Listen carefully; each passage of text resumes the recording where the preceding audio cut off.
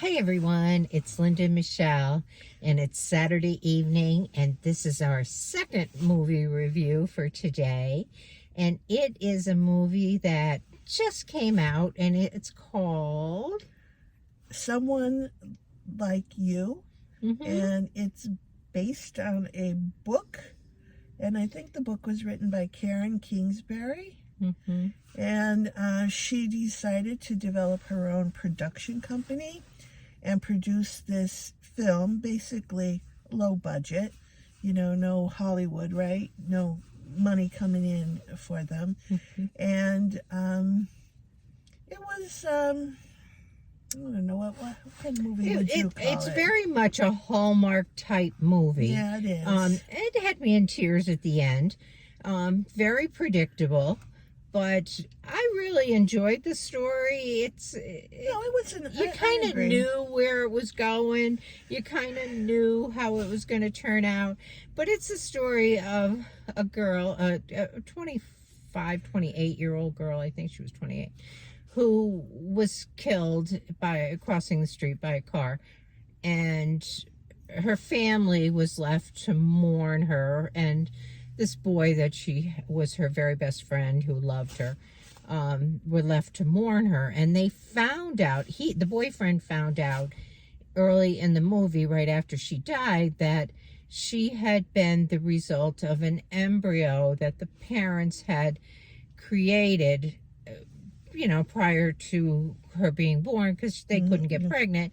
And at that time they had created 2 embryos, and another one went to another family in another state. And so he decided he was going to track down what would have been this girl who was killed, sister. Yeah.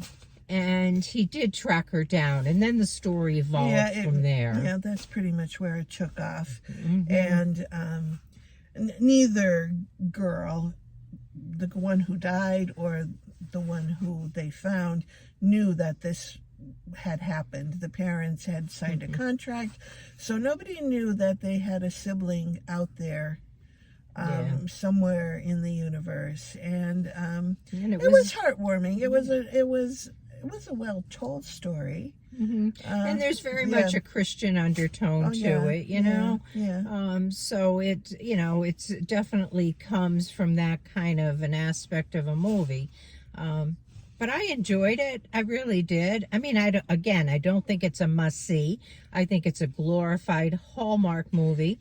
Pretty much, yeah. I do think it is a good movie. And especially it's a family movie. You could take children to this easily. I don't know if you... Maybe. I'm not sure how much... I guess it would depend on the age of the child. Yeah, an older child, probably maybe, teenagers, that could understand maybe what was happening. A teen would, because there were a lot of young people, and it was about their lives to a little bit degree, and there is, and I'm trying to recall, at the very end they said, someone like you / or was it Karen Kingsbury / movie? I think it was someone like you / movie. If you went there, you could get tickets, and they are giving away free tickets because it's a new production company trying to get off the ground, and so they want people to come to the theater and see the movie. It's one of those special showings of, I think it's called a Fathom production or something. But anyway, if you want to check it out, how would you rate it? I'm going to give it a 6.5. 6.5? Yes. Okay, I'm going to give it a 6. Okay. Yeah, I give it 6.5. A lot of times I enjoy movies for like the scenery and all that kind of stuff, and this I thought was presented nicely. Yes, it was. The scenery was very beautiful. It was. And there was a lot of shots taking in the Nashville Zoo, which was really beautiful and as well. And a beautiful lake. And it's a lot of times that's oftentimes an important part to the movie, especially if the story was kind of like this story was. If I was just rating it, probably just I probably would go to 6, just like you, but 6.5 because I like the scenery. Okay. So, And yeah. it like I said, it is, tear provoking. I found myself crying at the end. So there you go. Okay. That's what you got from us. Yeah. If you see it, let us know what you thought.